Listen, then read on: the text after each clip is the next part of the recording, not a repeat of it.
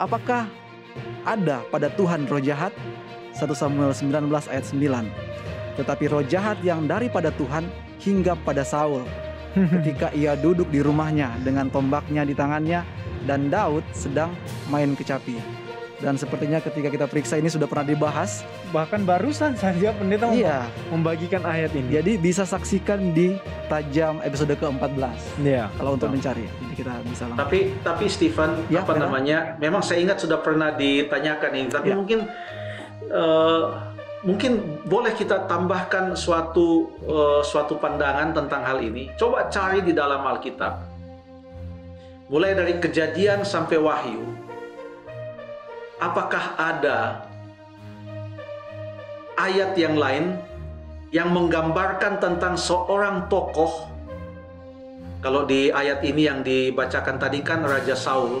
Apakah ada selain Saul, tokoh atau pribadi, seseorang, laki-laki atau perempuan di dalam Alkitab, mulai dari Kejadian sampai Wahyu, yang pernah dikatakan bahwa ada roh Tuhan hinggap, atau yang pernah dikatakan bahwa ada roh jahat yang daripada Tuhan hinggap padanya?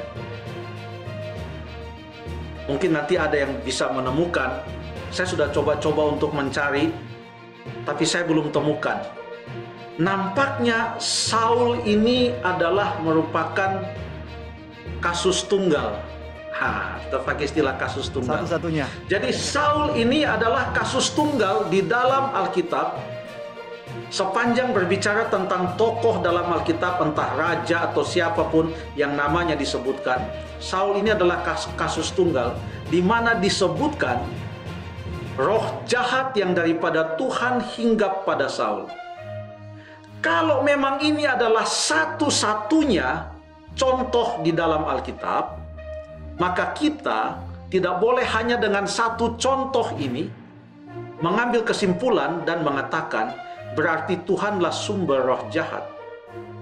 Kita harus melihat apa yang unik di dalam diri Saul atau kehidupan Saul, sehingga gambaran tentang roh jahat yang daripada Tuhan hinggap pada Saul ini ada dan kena pada Saul, digambarkan kepada Saul. Harus kita tahu apa latar belakangnya. Coba kita baca di dalam 1 Samuel pasal yang ke-13. Di 1 Samuel pasal yang ke-13, nampaknya ini pertanyaan terakhir ya.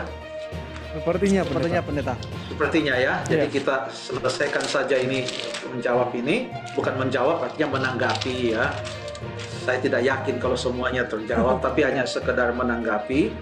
Dalam 1 Samuel pasal yang ke-13, di sini Saul tidak sabar menunggu Samuel untuk datang, dan dia menganggap remeh korban itu. Bagi dia yang penting korban bisa menyala dan kepada Tuhan, tapi dia tidak menurut. Ya. Jadi Samuel datang, lalu Samuel menegur Saul dalam ayat yang ke-13. Perbuatanmu itu bodoh. Engkau tidak mengikuti perintah Tuhan Allahmu yang diperintahkannya kepadamu. Sebab sedianya Tuhan mengokohkan kerajaanmu atas orang Israel untuk selama-lamanya. Tetapi sekarang kerajaanmu tidak akan tetap. Tuhan telah memilih seorang yang berkenan di hatinya, dan Tuhan telah menunjuk dia menjadi raja atas umatnya, karena engkau ini tidak mengikuti apa yang diperintahkan oleh Tuhan. Itu yang pertama, kasus yang pertama. Kasus kedua, Tuhan katakan kepada Saul agar supaya ia di dalam berperang melawan orang Amalek, adalah suatu bangsa yang jahat, yang pernah mereka memusuhi Israel sungguh luar biasa dan menentang Tuhan. Dan Tuhan ingin menghukum bangsa Amalek melalui Saul dan tentara-tentaranya. Tetapi Saul tidak menurut. Dia bahkan mengambil jarahan-jarahan yang Tuhan katakan tidak boleh ambil jarahan-jarahan tersebut. Lalu kemudian Tuhan berkata kepada Saul melalui Samuel dalam 1 Samuel 15 ayat yang ke-22. Tetapi jawab Samuel, apakah Tuhan itu berkenan kepada korban bakaran dan korban sembelihan sama seperti kepada mendengarkan suara Tuhan. Sesungguhnya mendengarkan lebih baik daripada korban sembelihan. Lalu kemudian ayat yang ke-23 ini sangat penting. Sebab pendurhakaan adalah sama seperti dosa bertenung, dan kedegilan adalah sama seperti menyembah berhala dan terafim. Perhatikan apa yang dikatakan ayat 23 oleh Tuhan melalui Samuel kepada Saul. Karena engkau telah menolak firman Tuhan, maka ia telah menolak engkau sebagai raja.